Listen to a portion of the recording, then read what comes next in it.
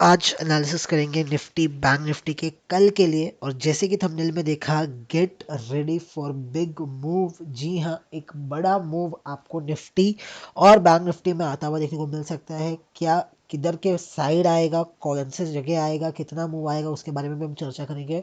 और उसी के साथ साथ एक स्टॉक एनबीसीसी, इसके ऊपर भी एनालिसिस करेंगे। अगर आपका कोई स्टॉक है जिसमें आपको डाउट है तो आपको कमेंट सेक्शन में लिख सकते हो। आने वाले वीडियोस के अंदर हम उसके कवर करना शुरू करेंगे। और साथ ही साथ अगर मेरे को कोई स्टॉक्स लगते हैं जो पोजिशनली अच्छे हैं ब्रेकआउट के साथ, तो वो स्टॉक्स मैं शेयर किया करूंगा। जैसे कि मैंने भारतीय एयरटेल एक शेयर किया था, कैम्स शेयर किए थे। दोनों ही स्टॉक अभी फिलहाल अच्छे कर रहे हैं। पोजिशनल बेसिस के ऊपर मैं शेयर करूंगा, जहाँ पर आप इजी 1:2 का रिस्क रिवॉर्ड के साथ आप ट्रेड कर सकते हो। और आज एक एनबीसीसी का स्टॉक हमने हमारे टेलीग्राम चैनल के ऊपर शेयर भी किया है और काफ़ी अच्छा मूवमेंट आया। मेरे शेयर करने के तुरंत बाद ₹1 का मूवमेंट आया, जो कि काफ़ी बड़ा होता है एनबीसीसी के लिए। करीब करीब 2% का movement on the spot 10 minute के अंदर शेयर करते ही आ गया। तो उसके लिए आप टेलीग्राम चैनल पे नहीं ज्वाइन हुए हो तो ज्वाइन हो सकते हो, फ्री है, लिंक आपको डिस्क्रिप्शन में जाएगा। साथ ही साथ वीडियो को लाइक नहीं किया, वीडियो को लाइक कर दीजिए। चैनल को सब्सक्राइब नहीं किया है, कर दीजिए, फ्री है लाइक और सब्सक्राइब। और उसी के साथ साथ डिस्क्लेमर नहीं पढ़ा है तो डिस्क्लेमर पढ़ लीजिए। डिस्क्लेमर पढ़ना काफ़ी ज़्यादा इंपॉर्टेंट हो जाता है। मैं सिबिल रिस्क एडवाइजर नहीं हूँ, तो अगर प्रॉफिट एंड लॉस कुछ भी आपको होता है तो उसकी जिम्मेदारी आपकी ही रहेगी। बात करते हैं निफ्टी बैंक निफ्टी की। निफ्टी बैंक निफ्टी की बात करें तो निफ्टी तो भाई साहब पूरे 3 दिन से कुछ करने के मूड में नहीं है। अगर आप निफ्टी का 15 मिनट का कैंडलस्टिक चार्ट पैटर्न देखोगे, सिर्फ 100 पॉइंट के अंदर 3 दिन से निफ्टी सिर्फ 100 पॉइंट के अंदर ऊपर नीचे। अब लगता है कि गिरेगा तो वहां से रिवर्स हो जाता है, अब लगता है कि ब्रेकआउट आएगा तो वहां से आपको ब्रेक डाउन होता हुआ देखने को मिलता है, वापस रिवर्स हो जाता है। तो अगर कोई ऑप्शन बायर है, जितना उसने, मैं दावे से कह सकता हूँ 90% ऑप्शन बायर, जितने लोगों ने 18,000 से लेके जो 17,400 के बीच में फॉल आया था और जो पुट साइड थे, उन्होंने जितना प्रॉफिट अर्न किया था ना, 80% ने अपना पूरा प्रॉफिट सिर्फ और सिर्फ 3 दिन में गवा दिया। पूरे महीने का प्रॉफिट सिर्फ और सिर्फ 3 दिन में गवा दिया। क्यों? क्योंकि ऑप्शन बाइंग की, अग्रेसिव ऑप्शन बाइंग की, ऊपर गए कॉल बाय किया, नीचे आए पुट बाय किया, घूम फिर के कुछ नहीं हुआ। जो भी हुआ वो सब बड़े प्लेयर्स पैसे कमा कर चले गए। एक ही जगह पे 17,200 के ऊपर हमने कहा था कि मोस्टली एक्सपायर हो सकता है। ऑप्शन चेन कह रहा था कि नीचे की बाजू होगा। तो अगर आप देखोगे एक्सपायरी, तो आज कल की क्लोजिंग से 2-3 पॉइंट महज ऊपर क्लोज हुआ है। वो भी लास्ट के अंदर एक छोटा सा शॉर्ट कवरिंग आपको होती हुई देखने को मिली। बाकी एक्सपायरी एकदम म्यूटेड होती हुई आपको देखने को मिली है। सिंपल मैं बात कर रहा हूँ, कल के लिए मैं बात नहीं कर रहा हूँ। कल जो भी ब्रेकआउट आएगा, कल एक ब्रेकआउट तो आपको मिलना चाहिए। अगर कल भी अगर इसके अंदर कंसोलिडेट करता है तो बहुत अच्छा है। ये जो रेंज है ना 170 से लेकर 260, 17 170, 17 260, इसके बीच में तो आपको ट्रेड करना ही नहीं है। कसम खा लेनी है कि भाई साहब ट्रेड करना ही नहीं है। इसके नीचे या ऊपर 15 मिनट का एक कैंडल अगर क्लोज करेगा तो मैं एक ट्रेड लूंगा, वरना मैं ट्रेड लेने वाला नहीं हूँ। इस 100 पॉइंट के दायरे में तो हमें ट्रेड लेना ही नहीं है।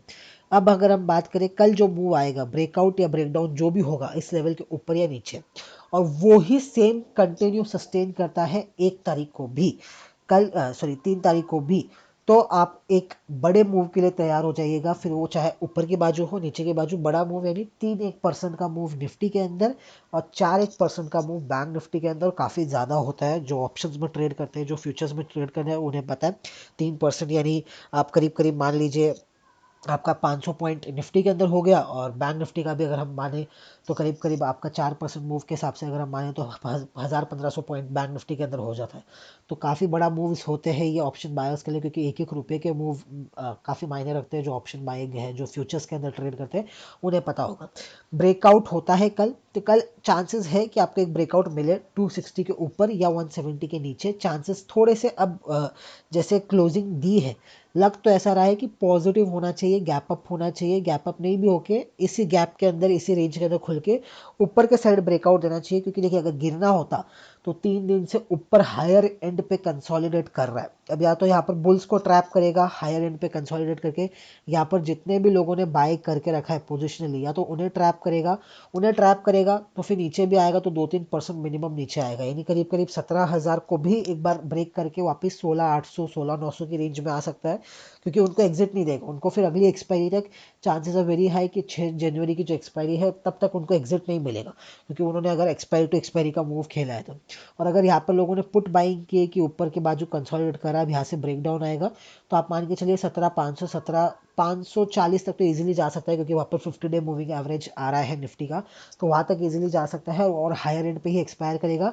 यहाँ पे आएगा ही नहीं मार्केट, इनको एग्जिट देने वाला नहीं है। तो कल जो भी कॉल या पुट जिन्होंने भी बाय करके रखा है, तो थोड़ा सा आप सेफली कॉशियसली देखिएगा, मार्केट जिस साइड मूव करना शुरू करे, अगर आपका उस साइड पोजीशन है तो होल्ड कीजिएगा, अगर आपका अपोजिट साइड पोजीशन है तो एग्जिट कीजिएगा, क्योंकि कल ही का मौका है आपको एंट्री या एग्जिट करने का। फिर उसके बाद आपको एग्जिट करने का मौका देगा नहीं अगले हफ्ते तक, क्योंकि यहाँ पर अच्छा 3 दिन कंसोलिडेट कर दिया है, और कल भी अगर इसके अंदर कंसोलिडेट कर जावे तो पूरा हफ्ता इसने कंसोलिडेशन में निकाल दिया है, सिर्फ और सिर्फ मंडे को छोड़कर पूरा हफ्ता इसने कंसोलिडेशन में निकाल दिया है। तो आपको एक और अच्छा स्ट्रॉन्ग मूव देखने को मिलेगा जिस बाजू में ब्रेकआउट या ब्रेकडाउन होता है। तो इधर जो भी बाइंग हुई है, ऑप्शंस की बाइंग हुई है, सेलिंग हुई है, बड़े बड़े प्लेयर्स मैं कह रहा हूँ ऑप्शन के अंदर एक्टिविटी काफ़ी ज़्यादा हुई है, तो चांसेस ऑफ वेरी है कि यहाँ पर ऑप्शन बाइंग की गई है, काफ़ी ज़्यादा ऑप्शन बाइंग की गई है। अभी फिलहाल के लिए तो ऐसा लग रहा है कि यहाँ से जो भी ब्रेकआउट होगा वो अगले हफ्ते के एक्सपायरी के लिए बनाया गया है। अगर ब्रेकआउट या ब्रेकडाउन जो भी होता है, इन्हें एग्जिट नहीं मिलेगा अगर वो ट्रैप होते हैं, तो जो भी बुल्स ट्रैप होंगे, बियर्स ट्रैप होंगे, जो भी होंगे, उन्हें जनवरी 6 तारीख के पहले तो एग्जिट का मौका नहीं मिलना चाहिए। और इनफैक्ट क्योंकि जिस ढंग से कंसोलिडेट किया है, 3 दिन तक कंसोलिडेट किया है, तो यहाँ पे अक्यूमुलेशन हुआ है, कॉल्स या पुट का अक्यूमुलेशन हुआ है। वो टाइम बताएगा कि ये 6 जनवरी के लिए हुआ है या जनवरी की जो मंथली एक्सपायरी है उसके लिए हुआ है। ये levels chances of very high, ध्यान से सुनिएगा, बोल्ड स्टेटमेंट दे रहा हूँ, ये जो लेवल्स है 3 दिन के अंदर, ये जो 100 पॉइंट की रेंज है, इसका जिधर भी आपको ब्रेकआउट या ब्रेकडाउन देखने को मिलेगा, चांसेस ऑफ वेरी हाई कि जनवरी के महीने के लिए या ये तो टॉप बनेगा या ये बनेगा एक बॉटम, रॉक सॉलिड सपोर्ट बनेगा ये, या एक रॉक सॉलिड रेजिस्टेंस बनेगा, क्योंकि 3 दिन पार नहीं कर पाया। कल भी यहाँ पर अगर कंसोलिडेट कर देता है तो जनवरी 6 तारीख की एक्सपायरी तो पक्का पक्का है कि इस रेंज के आसपास दूर दूर तक नहीं होने वाली है। मंथली की भी अगर मैं बात करूँ, अगर यहाँ से ब्रेकआउट आता है तो ये रॉक बॉटम होगा, ये बॉटम फिर जनवरी के अंदर ब्रेक नहीं होना चाहिए। या अगर यहाँ से रिवर्स भी होता है, नीचे भी जाता है, तो चांसेस ऑफ वेरी हाई, नीचे जाएगा तो थोड़ा सा कम चांसेस है, क्योंकि नीचे क्योंकि ओवरसोल्ड है मार्केट, अभी भी ऊपर से काफ़ी ज़्यादा नीचे आ चुका है। तो नीचे एकदम भी जाता तो चांसेस है कि वापस आपको मंथ एंड की एक्सपायरी इसी के आसपास आते हुए देखने को मिले या इस तो थोड़ा नीचे देखने को मिले। लेकिन अगर ऊपर जाता है तो ये याद रखिएगा, ये एक रॉक बॉटम सपोर्ट की तरह काम करेगा, और फिर ये जल्दी से आपको पूरे महीने तक ये लेवल्स ब्रेक होते हुए देखने को नहीं मिलना चाहिए, ऐसा मेरा व्यू है कल के लिए भी और एक महीने के लिए भी। तो ये मैंने आपके साथ ऑलरेडी शेयर कर दिया है।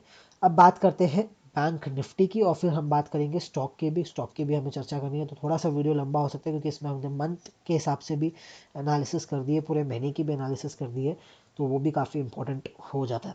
अब बात करते हैं बैंक निफ्टी की। बैंक निफ्टी की अगर हम बात करें तो बैंक निफ्टी के अंदर भी एक कंसोलिडेशन वाला मूड है। बैंक निफ्टी थोड़ा सा ज़्यादा वॉलेटाइल था, क्योंकि बैंक निफ्टी इन नेचर ही उसका जो बिडा है वही थोड़ा सा ज़्यादा वॉलेटाइल है, तो बैंक निफ्टी नेचर थोड़ा सा वॉलेटाइल रहता है। लेकिन अगर तो भी अगर वॉलेटाइलिटी बात करें तो बैंक निफ्टी जितना वॉलेटाइल होता है उससे काफ़ी कम वॉलेटाइल आपको बैंक निफ्टी अभी हाल फिलहाल होता हुआ देखने को मिला। बैंक निफ्टी के लिए एक रेंज है 34,700 से लेके 35,500 तक। इस वो 500 से 600 पॉइंट के रेंज के अंदर बैंक निफ्टी करीब करीब, अगर मैं बात करूँ 21 तारीख से, जब वो फॉल आया था 20 तारीख को जो सबसे बड़ा फॉल आया था, उसके बाद से लेके आज 30 तारीख हो गया है, करीब करीब 10 दिन हो गए हैं, उसमें 5 ट्रेडिंग सेशन आके चले गए हैं। इसी रेंज के बीच में बैंक निफ्टी ने कंसोलिडेट किया है और क्लोजिंग दी है। भले ओपनिंग थोड़ी सी ऊपर नीचे हो, लेकिन मोस्ट ऑफ द टाइम अगर आप ये कुछ जो पार्ट्स हैं इनको अगर आप हटा देंगे तो 90% ऑफ टाइम बैंक निफ्टी इसी रेंज के अंदर, अपने रेंज के अंदर ट्रेड करता हुआ आपको देखने को मिला है। अब बैंक निफ्टी कल भी शायद चांसेस बैंक निफ्टी का ज़्यादा है कि इसी रेंज के अंदर कहीं ना कहीं कंसोलिडेट करते हुए ब्रेकआउट या ब्रेकडाउन होने पे, याद रखिएगा ये बैंक निफ्टी के लिए भी मंथ का बॉटम या टॉप का जैसे काम कर सकता है। नीचे के चांसेस कम है, अभी भी कह रहा हूँ, कल शायद आपको एक नेगेटिव क्लोजिंग मिले, शायद, मैं कह रहा हूँ, कोई गारंटी नहीं है, क्योंकि कल का मूव देख के ही पता चलेगा कि कैसा है, क्योंकि अभी आज फ्रेश क्लोज हुआ है तो कुछ कह नहीं सकते। कल अगर नेगेटिव क्लोजिंग मिलती है तो चांसेस वेरी है कि 34,700 के ऊपर ही मिले आपको, कहीं ना कहीं एकदम बॉटम साइड पर आपको क्लोजिंग मिले तो ऐसा लगेगा एक बार के लिए कि गया यहाँ से बैंक निफ्टी, अब तो और गिरेगा, लेकिन शायद मंडे को तुरंत रिवर्स भी हो जाए तो वेट कीजिएगा, इस लेवल के बाहर क्लोजिंग होने दीजिएगा, डे क्लोजिंग होने दीजिएगा, फिर देखिएगा कि क्या होता है। क्योंकि अगर जिसके बाहर अगर क्लोजिंग होता है और specially on the higher side अगर जाके क्लोज होता है और उसके ऊपर क्लोज होता है, तो पूरा जनवरी के लिए आप मान के चलिएगा कि ये जो लेवल है 34,700 800 से लेके 35,500, ये एक रॉक रॉक सपोर्ट की तरह काम करेगा। और अगर इसे अगर पार नहीं कर पाता तो स्पेशली 6 जनवरी तक तो फिर भूल जाइएगा कि ये वापस पार करेगा कि नहीं करेगा, फिर इसके नीचे ही ट्रेड करेगा, फिर 6 तारीख तक ये पार नहीं कर पाएगा। और फिर शायद हो भी सकता है कि जनवरी के महीने के अंदर भी इससे ज़्यादा ऊपर जा ना पावे, इसी के नीचे पूरा टाइम ट्रेड करके कहीं ना कहीं इसी के आसपास आके वापस क्लोजिंग कर देवे जनवरी के लिए। लेकिन ऊपर की बाजू, क्योंकि मार्केट ओवरसोल्ड है, मार्केट गिरा है ऊपर से काफ़ी ज़्यादा, स्पेशली बैंक निफ्टी काफ़ी ज़्यादा ओवरसोल्ड है, तो आपको एक अच्छा मूव बैंक निफ्टी में आता हुआ हायर साइड पर देखने को मिल सकता है। ये लेवल्स काफ़ी ज़्यादा इंपॉर्टेंट हो जाते हैं। अब बात करते हैं स्टॉक की एनबीसीसी। एनबीसीसी मैंने शेयर किया था, देखिए कल से इसकी एफएनओ के अंदर एंट्री भी होने वाली है, तो उससे रिलेटेड भी बाइंग आ सकती है स्टॉक के अंदर। लेकिन मैंने वो बाइंग को इग्नोर करके, देखिए लास्ट में तो काफ़ी ज़्यादा पैचेस के अंदर काफ़ी ज़्यादा बाइंग आपको होती हुई देखने को मिली है। डिस्क्लोजर डिस्क्लेमर दे दूँ कि ये स्टॉक मेरे पोर्टफोलियो में नहीं है और ना ही मेरे ट्रेडिंग पोर्टफोलियो के अंदर है। मैंने इसको डिलीवरी के लिए नहीं बाय किया है, क्योंकि मैं मोस्टली स्टॉक्स में ट्रेड नहीं करता हूँ, मैं इन्वेस्ट ही करता हूँ। लेकिन जो स्टॉक्स में ट्रेड करते हैं ये उनके लिए है। एक अच्छा पोजिशनल आपको ट्रेड देखने को मिल रहा है। मैंने वो एफ का जो टीवी चैनल्स के ऊपर बाकी सब जगह बताते हैं कि एफ के अंदर आता है तो बाई कर लो, ये कर लो या सेल कर लो, मेरे को वो समझ में बिल्कुल नहीं आता। मैंने मेरे जो चार्ट है उसके आधार पर आपको ये ट्रेड शेयर किया है। एक हेड एंड शोल्डर का फॉर्मेशन हुआ है, या अगर कोई ट्रायंगुलर पैटर्न भी कहता है तो शॉर्ट टर्म के अंदर आप एक ट्रायंगुलर पैटर्न भी देख सकते हो। तो दो दो पैटर्न्स के फॉर्मेशन है, एक ट्रायंगुलर पैटर्न भी है, उसका भी ब्रेकआउट आप कह सकते हो चुका है, ऑलमोस्ट होने वाला है कल 4640 के ऊपर। और हेड एंड शोल्डर पैटर्न भी हुआ है, ये हो गया उसका लेफ्ट शोल्डर, ये हो गया हेड, और ये हो गया उसका राइट शोल्डर। कल इसके ऊपर की अगर आपको एक क्लोजिंग मिलती है तो यूजुअली 1:1 का आपको पोजिशनल ट्रेड मिल जाएगा। यहाँ से अगर हम इसकी नेकलाइन की बात करें तो करीब करीब 22% निकल के आता है।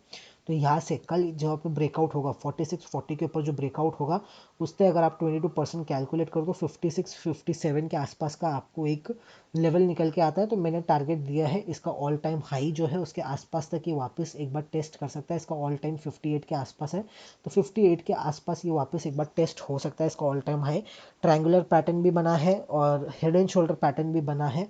तो आपका जो स्टॉप लॉस होगा वो होगा ये लोअर एंड 40 के आसपास का, 40 या 39 आप मान के चल सकते हो सेफर साइड पे। ये आपका एक स्टॉप लॉस हो जाएगा जो कि करीब करीब 10% का निकल के आता है। उसके सामने आपका जो ट्रेड निकल के आ रहा है वो 22% का निकल के आ रहा है। 12% का स्टॉप लॉस, 22% का टारगेट, तो यानी करीब करीब आपको 1:1 का 1:2 का आपको ट्रेड यहाँ पर देखने को मिल रहा है। पोजिशनल है, आपको करीब करीब एक महीना तक होल्ड करना पड़ सकता है। जनवरी के महीने में मोस्टली ये टारगेट्स अचीव हो जाने चाहिए, और कल भी एक अच्छी खासी मूव आ जाए तो 5-10% की तो बहुत ही अच्छी बात है।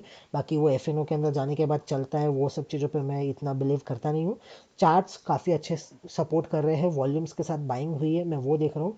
और चार्ट के अंदर भी एक अच्छा पैटर्न बना है, थोड़ा कंसोलिडेट करके इवेंचुअली ये हायर साइड पर जाना चाहिए पोजिशनली, ऐसा व्यू निकल रहा है। वीडियो अच्छा लगे तो वीडियो को कीजिएगा लाइक, चैनल को सब्सक्राइब नहीं किया तो कर लीजिएगा। धन्यवाद।